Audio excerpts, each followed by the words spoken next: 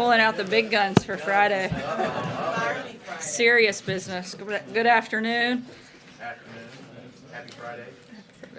Let me start by addressing the Black Hawk helicopter crash in Iraq. At least from initial reporting, the crash does not appear to have been caused by enemy action. However, this incident is under investigation. This tragic crash reminds us that all our courageous men and women take extraordinary risks every single day in service of our country. American troops, alongside their coalition partners, continue their efforts to defeat ISIS in Iraq and Syria and to prevent its reemergence. As the President tweeted, our thoughts and prayers go out to the families and loved ones of the brave troops lost. Their sacrifice and service to our country will never be forgotten. Looking ahead to next week, the President will be traveling to New Hampshire on Monday. The purpose of this trip is to further enforce the administration's commitment to combating the opioid crisis. As the President said in his State of the Union address, this administration is committed to fighting the drug epidemic and helping get treatment for those in need, for those who have been hurt so terribly. The struggle will be long and it will be difficult, but as Americans always do, in the end, we will succeed. We will prevail. As you all know, the last couple of weeks we have highlighted Democrats' unprecedented effort to stop the President from filling his administration with highly qualified nominees. Today, we have a special guest with us to provide some additional details on that front. Mark Short, our Director of Legislative Affairs, will come up now to make a statement and take a few questions. Then I'll be back up after he's done to take your questions on other news of the day. Thanks. Mark. Thanks, sir. Hey, good afternoon. Since I know many of you are interested in White House personnel issues, we wanted to take a few minutes to discuss the historic obstruction that we have faced by Senator Schumer and Senate Democrats in confirming our nominees to enable us to fill out our White House. The Senate obviously has the constitutional responsibility for advice and consent. So what that looks like in real life is the President selects a nominee. They then undergo an entire FBI background check. They work with the Office of Government Ethics to deconflict financial issues. And that's a process that takes a good amount of time, a good amount of resources. Only then, after cleared through an FBI background check and the Office of Government Ethics, is a nominee submitted to the United States Senate. When they get to the Senate, they go through several additional evaluations, including meetings with staff, meetings with the members on both sides of the aisle. The nominee then undergoes a hearing, and the committee then votes on the nominee to get out of that committee. At that point, the nominee moves to the Senate floor for full confirmation. Traditionally, the Senate routinely confirms an administration's nominees once out of committee. It is there to respect the will of the American people in the election for an administration to fill out its roles under a new president. Instead, what Senator Schumer has done is to require cloture votes to essentially slow down the process and to obstruct. At this point, in the past 4 administrations combined, the last 4 administrations, the Senate had conducted 17 cloture votes combined. Cloture vote, in essence, being a filibuster on a nominee. 17 cloture votes in the last 4 administrations combined at this point. Today, the Senate has had 79 cloture votes in the first 14 months of our administration. 17 over the last 4 administrations versus 79 in the first 14 months of our administration. That is roughly 5 times the number of the last 4 administrations combined. Senator Schumer is essentially weaponizing a Senate procedure and demanding cloture votes on our nominees that he even eventually supports. 11 of the President's nominees have been approved without a single dissenting vote, yet still forced to go through 30 hours of debate to essentially slow down the Senate calendar simply for the purpose of obstruction. Even Senate Democrats have begun to call this out and to say it is getting to the point of ridiculous. At this rate, the United States Senate would take 11 and a half years to confirm our nominees. 11 and a half years to confirm our nominees. So let me give you one more example of the comparison historically. In the first entire term of the George H.W. Bush administration, his entire 4 years, he faced 1 cloture vote. In the entire 4 years of the Clinton administration, he faced 10 cloture votes. Under the George W. Bush administration, the entire first term, he faced 4 cloture votes. Barack Obama faced 17 in his first entire 4 years. We have faced 79 in our first 14 months. That adds up to 32 combined in the entire first 4 years of those administrations, relative to 79 in our first less than a year and a half. So, let me give a couple more illustrations of specific individuals. Pat Pizzella is our nominee to be the Deputy Secretary of the Department of Labor. We still do not have a Deputy Secretary, a number 2 person at the Department of Labor. Pat Pizzella was nominated 269 days ago. He was reported out of committee in October. He was confirmed in the George W. Bush administration by a unanimous voice vote. So he's already been confirmed by a previous Congress without any dissension. And yet, 269 days later, we still do not have a Deputy Secretary at the Department of Labor. At the EPA, Deputy Administrator Andrew Wheeler. He was nominated 152 days ago. Scott Pruitt still to this day does not have a deputy, a number 2 serving at the EPA. He was reported out of committee in November. Yalim Poblete will be Assistant Secretary for Arms Control at the Department of State when confirmed. Obviously, arms control is an important issue for national security and particularly heightened in light of upcoming negotiations with North Korea. She was nominated 298 days ago and has been previously a staff director of the House Foreign Affairs Committee. Isabel Patalunas, nominated 270 days ago, reported out of committee in July, has been nominated to be Assistant Secretary of the Treasury for Intelligence and Analysis.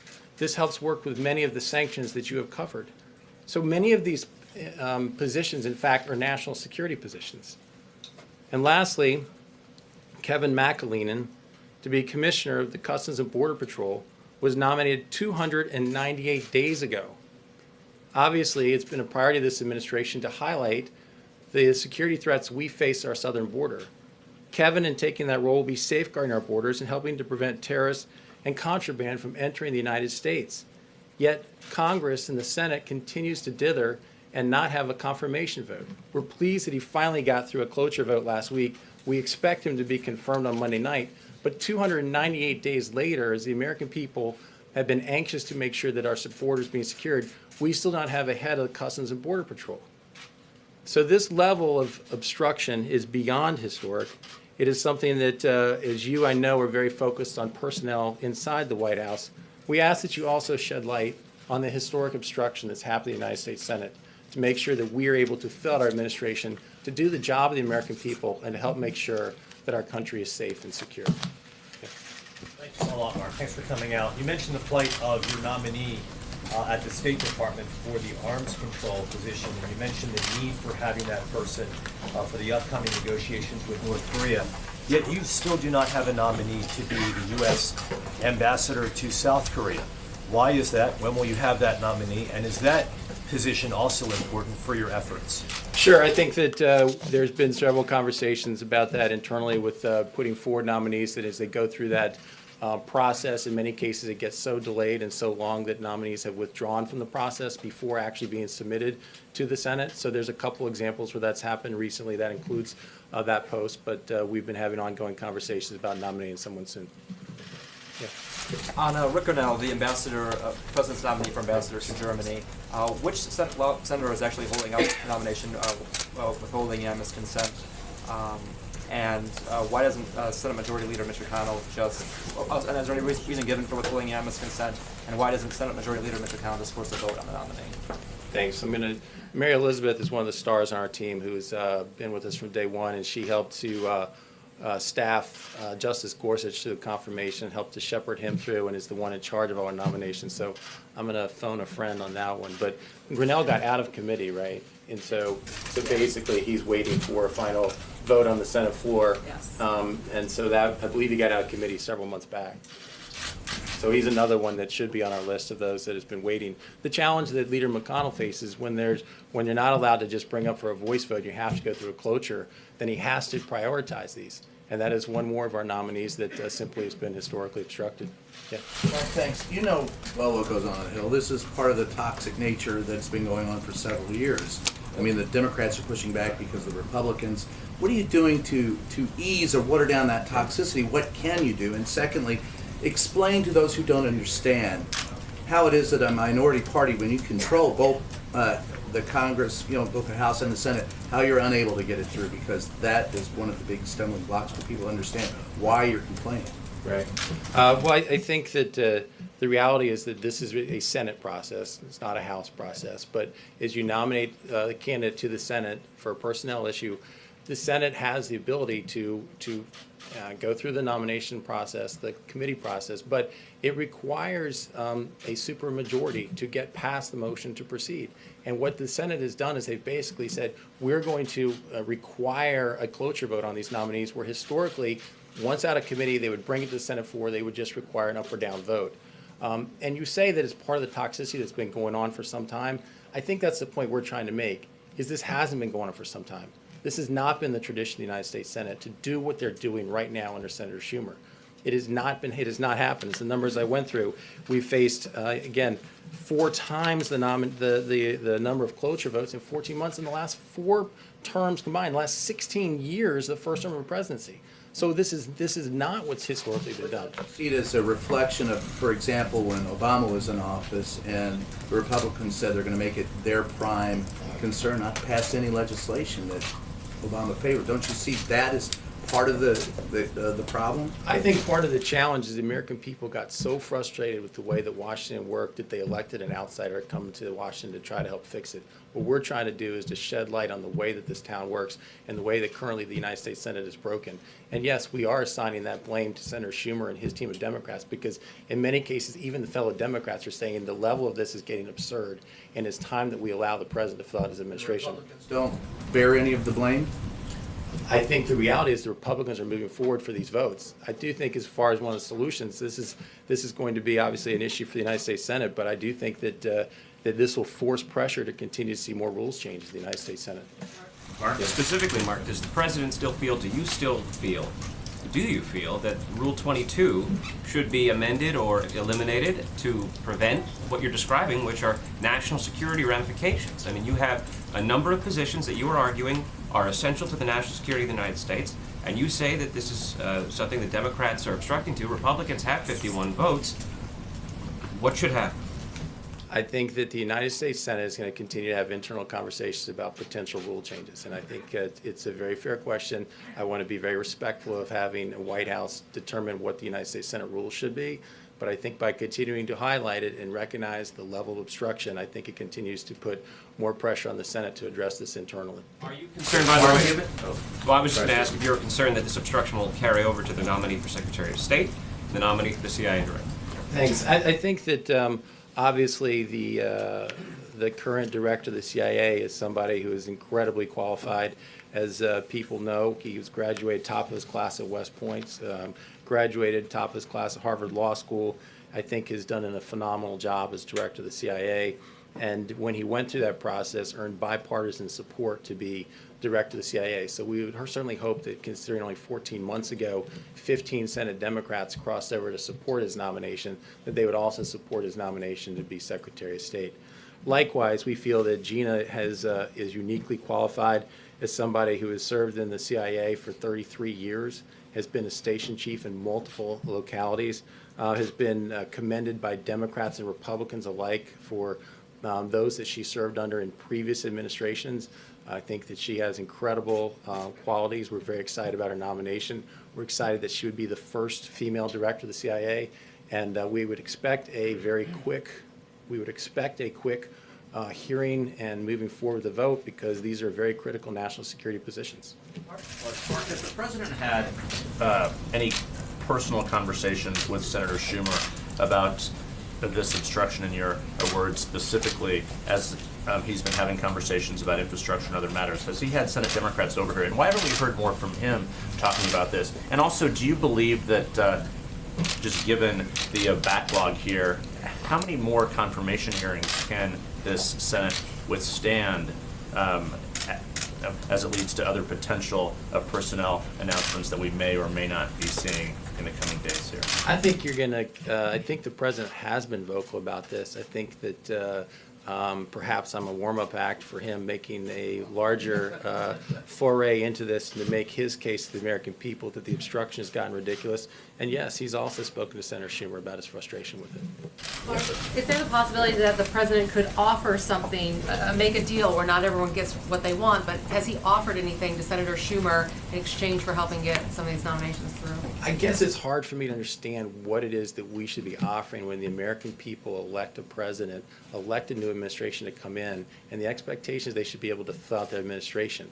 The Senate has an advising consent role, but why should we be offering making a deal on something that should be the normal process of the United States Senate? For us, that would be kind of hard to understand. I mean, in his conversations on DACA, has there been any suggestion, we would make some concessions on DACA if you help get some of our nominations through? I think on DACA, the president's been very clear that he wants to make a deal. I think he put forward a very rational proposal, one that even provided a pathway to citizenship for 1.8 million people. I think we're frustrated that so far Democrats don't seem to actually want to come to the table. They want to politicize the issue. We stand ready to make a deal on that. But again, I reject the notion that this is something that should be offered for them just doing their job. They should just do the job for the American people. It shouldn't be something we have to barter in order for them to just do what they're supposed to do. On DACA, is there room for a smaller deal? Are you working a smaller deal now? One that doesn't have all four pillars, but that might be part of the omnibus? As I said, the president has been very open to continue negotiations on this. He's anxious to get a deal. He believes that it's important to secure our border, but he also believes passionately that these are people who have been in our country working productively, and in order to get a DACA permit have been obeying the law. So he wants to protect them. We're anxious to find a way to get a deal. That's a yes. Please. Thanks. Just to be clear, Mark, do the challenges of getting personnel cleared through the U.S. Congress prevent the president from changing the makeup of his cabinet right now if he wanted to? No, I think I believe that the president always has the ability to make the changes that he wants, and I don't think that when he's ready to make a change, he'll do that. I'm not sure that he's worried about what that process is, but again, I think our challenge is our requirement is to put forward quality people. And if you look at Gina and Director Pompeo, they're incredibly qualified. We think they'll make enormous contributions to the administration and for the American people. And so we certainly hope the United States Senate will confirm them quickly. One follow-up. Thank you all. Thanks for coming. Thank you, Mark. And because it's Friday and it's St. Patrick's Day weekend, I'm sure you all have very exciting plans. We'll take a few questions and then let everybody get out of here. Phil, go ahead. Yeah, Sarah, an attorney for the porn star known as Stormy Daniels said this morning in a television interview that she was physically threatened to stay silent about her affair with President Trump. I'm wondering if you've talked to the president about that, if he knows who might have threatened her, and more generally, if he has any concerns about women accusers being threatened in that way. Obviously, we take the safety and security of any person seriously. Certainly would condemn anyone threatening any individual, but I have no knowledge of that situation and would refer you to the president's outside personal attorneys. Did the president have anything to say about it? I haven't spoken with him about that specifically. Catherine? Sarah, we're hearing a lot from staff behind the scenes saying they're on edge, people are worried, they don't know what's happening in terms of staffing, exits, firings. Has the president or the chief of staff made any kind of assurances to staffers today about what's to come? The chief of staff actually spoke to a number of staff this morning, reassuring them that there were personnel changes, no immediate personnel changes at this time, and that people shouldn't be concerned. We should do exactly what we do every day, and that's come to work and do the very best job that we can, and that's exactly what we're doing. That's exactly what we're focused on, and many of us have relayed that to other staffers that weren't part of that meeting, and we're going to continue to focus on having record success in this second year as we had in our first year, and we fully expect to do that, and we expect that to do that as a staff and as a team. Kevin? Thank you, Sarah. Life sentences for drug dealers as part of the effort to fight opioid abuse and distribution. I'm just curious about the president's plan with respect to that and his thoughts on that. I know that you don't want to get ahead of what he may be about to announce, but broadly speaking, is the ultimate penalty something that should be on the table when it comes to dealing with drug dealers and opioid abuse? I'm not going to get ahead, as you said, of any potential policy rollouts that we may or may not have here at the White House. I can tell you the president is headed to New Hampshire on Monday to reinforce the administration's commitment to combating the opioid crisis. This builds on some of the previous action that the administration has taken, and we're going to continue to look for ways that we can combat that crisis. But in terms of specifics on a rollout, I don't have that. What I can tell you are some of the things that we have done, particularly with the president's budget, where it included $10 billion for HHS to combat the opioid epidemic by preventing opioid abuse and helping those who are addicted get access to overdose, reversal drugs, treatment, and recovery support services. Also empowered Attorney General Jeff Sessions, and he has announced the establishment of a team to help federal enforcement disrupt online illicit opioid sales. The Department of Veterans Affairs became the first hospital system to release opioid prescribing rates, and President Trump also signed the Interdict Act, which authorizes the appropriation of $9 million to U.S. Customs and Border Protection to prevent, detect, and interdict the unlawful importation of fentanyl and other synthetic opioids. Those are some things and steps that the administration has taken in terms of additional things and policies that we may roll out. I'm not going to get ahead of any potential announcements that may or may not happen next week. Sharika? Thank you. Sarah, you took to Twitter last night to ensure the public that McMaster's job was safe. But has the president spoken directly to either McMaster, Carson, Shulkin to tell them that their jobs are in fact safe? Again, like I said last night, and I'll echo it again, I spoke directly to the president last night. He asked me to pass that message along to General McMaster. I know the two of them have been in meetings today. Whether or not that came up, I don't know. But again, our focus is not on a lot of the news stories that you guys would like us to be focused on, but we're actually focused on what the American people want us to do, and that's to come here and do our jobs. General McMaster is a dedicated public servant, and he is here not focused on the news stories that many of you are writing, but on some really big issues, things like North Korea, things like Russia, things like Iran. That's what he's doing, and that's what we're going to continue to be focused on every single day that we show up for work. Pointed out, there is an issue when you look at the number of people that you're hoping to confirm. So to look at the people in these top positions that continue to change, just wanting to know if the president gave assurances to Carson, to Shulkin, as well as McMaster, that their jobs are in fact safe. Look, we aren't making any, as I just said, we don't have any personnel changes at this time, but the president shouldn't be bound because Democrats in the Senate can't do their job. If the president wants to be able to make a change because he feels like it's the right thing for the American people, his hands shouldn't be tied because Democrats failed to do what they were elected to do. This president was elected to put forward policies and push those policies forward with the team that he selects, not the team that the Democrats think he should have. That's not how the system works. And just because they don't want the president to have his full team, that doesn't mean if he decided to make changes, he shouldn't be able to. Peter. Sarah, just for clarity on this, though, I know you said that this is something that the media wants to talk about right now, but frankly, it's the president who's repeatedly sort of stoked the speculation. Just yesterday, he said, I think you want to see change. Earlier this week, he said, I'm really at a point where we're getting very close to having the cabinet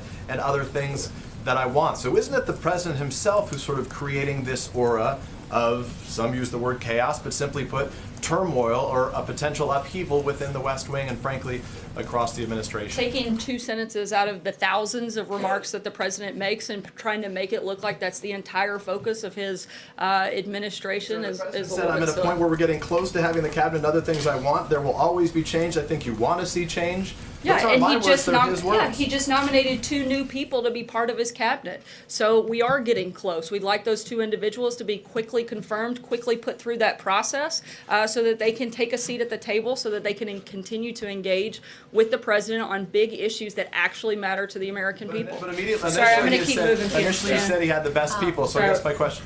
I'm going to keep moving.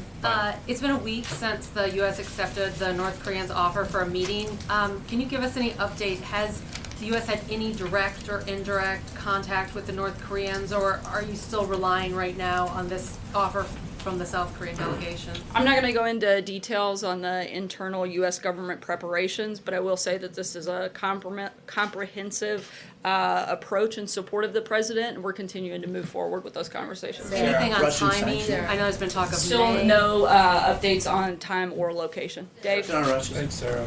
The government said this week that we've reached a point now where the government has added $1 trillion to the debt since President Trump took office. Obviously, that's not the direction he promised to go in the campaign. And he really doesn't talk about deficits much anymore.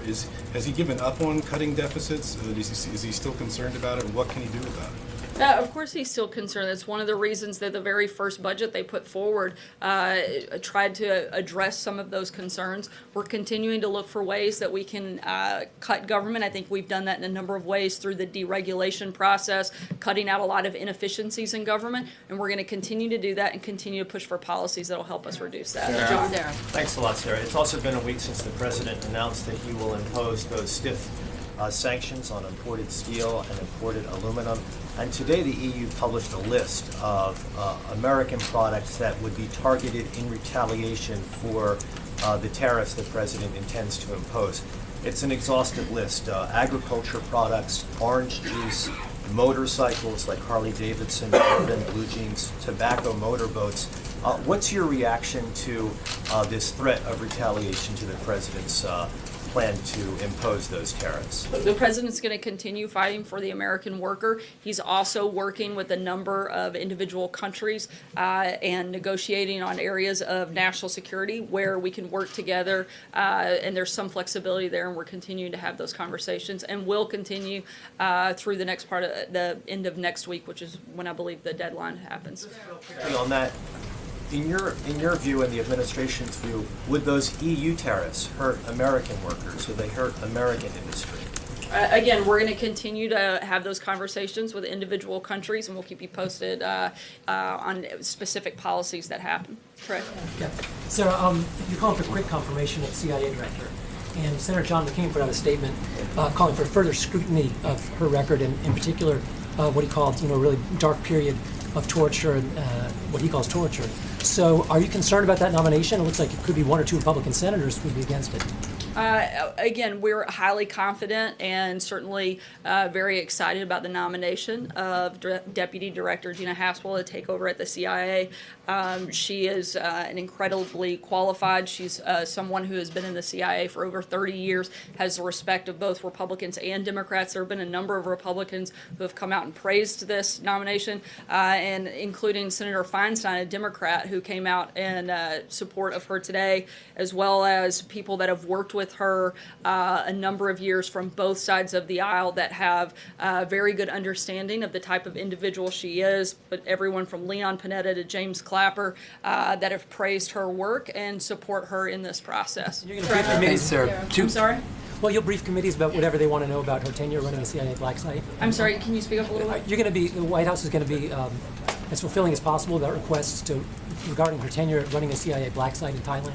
Certainly we'll be as cooperative as we can, but we specifically want to make sure that people actually have an accurate reflection, which I know some of the senators, including Rand Paul, made comments off of incorrect information. So we certainly want to make sure that they actually have accurate information, particularly before they go out and speak on behalf of their constituents. And as a member of the United States Senate, we hope that they take that role very seriously and get accurate information before they peddle it out in front of the American people. Trey? Thanks, Sarah. Two quick questions for you. You said you spoke with the president last night regarding these stories about potential staff turnovers here at the White House. And we spoke specifically about the story with General McMaster. What was the president's reaction to all of these stories? Did he see any truth in the reporting that was out there? As I said, the president said that it was not accurate, and he had no intention of changing, that they had a great working relationship, and he looked forward to continue working with them. And if I could ask you about Syria, the president last month called the situation on the ground in Syria a humanitarian disgrace, specifically in the suburb east of Damascus. Is the president taking any steps to try to correct this humanitarian disgrace other than releasing statements by the administration? We're continuing to look at all different ways the U.S. continues to denounce the Syrian regime and their violations of the United States Security Council, and we're going to continue to look at this, and we'll make determinations and announcements as we move forward. John? Yeah, thank you, Sarah. Turning away from personnel within the administration and personnel in the midterm elections, Danny Tarkanian, the insurgent candidate against Senator Hiller, abandoned his candidacy to run for the House, he said, at the urging of the president.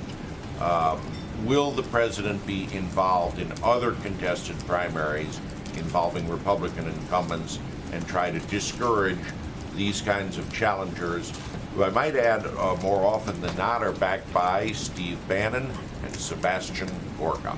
I can't get into any specific races due to a little thing called the Hatch Act, but I can tell you that the president is going to continue to support people that support his policies and his agenda, and certainly those will be the type of candidates he would look to support. Olivier? Thanks, Sarah. A couple in North Korea. One, I want to go back to Shannon's question. Has the United States received any direct or indirect confirmation that the North Koreans are interested, or is the United States still acting on the South Korean representation of their negotiations? Again, I can't get into the details of the preparations and the progress being made, but I can tell you that we're continuing to move forward in hopes of having the meeting take place. And then seizing the opportunity offered by Mark's presence here today, my understanding from talking to people in Congress is that the administration has been asking lawmakers to hold off on any new package of North Korea sanctions, telling them both that the executive branch powers are sufficient in case should the need arise to impose more,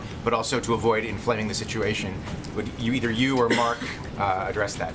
I know that we are continuing our maximum pressure campaign on North Korea. We're continuing to ask our allies to engage in that maximum pressure campaign, not to let up at any point for any reason until we see real progress on the promises that have been made by the North Koreans. Beyond that, I can't get into any conversations. Take one last question, Jeff. So we are about to enter the 15th month of this administration. Why is it that there is still a need for change inside the president's cabinet or among his circle of advisors? Look, as we've said many times before, you want the right people for the right time, and as policy priorities change, that means that sometimes you're going to have personnel change. That's not different for this administration as it has been in any other administration, and we're going to continue to add new staff regularly. I'll take one last question. Sorry, enjoy the drama. No, I did tell her Enjoy the before I drama. would. Sorry, Jeff. I'm going to go to your colleague here. The last question. Thank you. Britain, France, and Germany have proposed fresh EU sanctions on Iran, maybe in a bid to preserve the nuclear deal. Do you have any response to that, or any response to their kind of proposal to put new sanctions on Iran? We don't have any new announcements on sanctions at this time, but as always, we're continuing to look at the best ways to promote and protect the American people and certainly push the president's agenda. Thanks so much, guys. Hope you have a great Friday. Happy St. Patrick's Day.